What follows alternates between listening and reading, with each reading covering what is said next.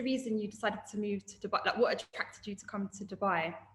I'm only 25, so I kind of was like in the UK, and like obviously I hadn't actually thought about moving to Dubai until middle of last year, and I visited Dubai in March 2020, just before everything went into lockdown.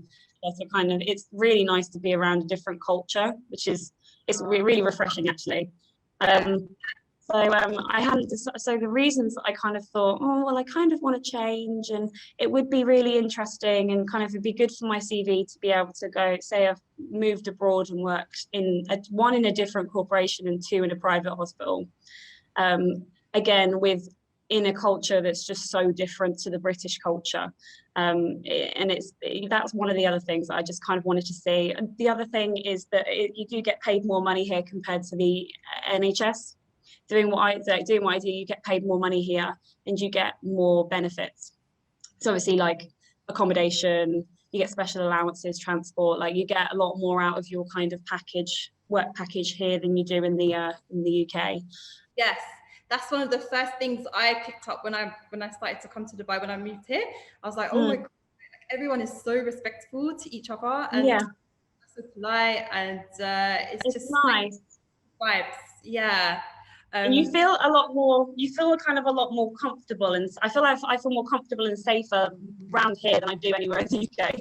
And the last question, I said I was going to ask you about your unique skill set and expertise, but I think you've already covered that like really well, like when you were talking about your training and everything. So I mean, unique skill set. So I've done a lot of in my kind of like over my course of my career, like I've been exposed to a lot of resus, neonatal and pediatric resuscitation.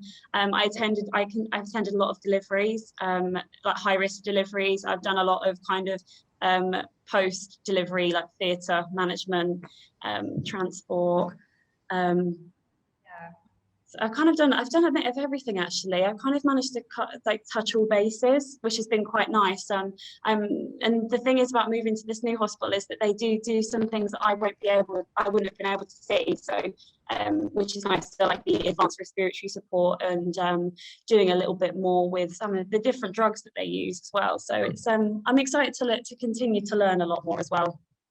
More advanced here, so you've got more exposure to like other technology and other equipment, and so some of the equipment's the same, some of it's different, some of it's and it's good because some of it's more advanced, some of it's not, and there's things that I've been able to teach them as well. So like with the incubators they've got, they didn't actually know a lot of the features that are on them, so I've been able to like kind of teach them how to use them.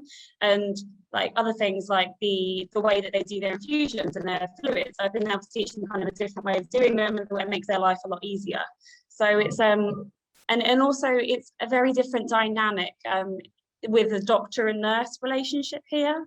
So in the UK, you kind of, as a nurse, you just do a lot of it, and then you call the doctor and say, I've done this and I need you to do this, like basically. Whereas here it's very much, oh doctor, what would you like me to do?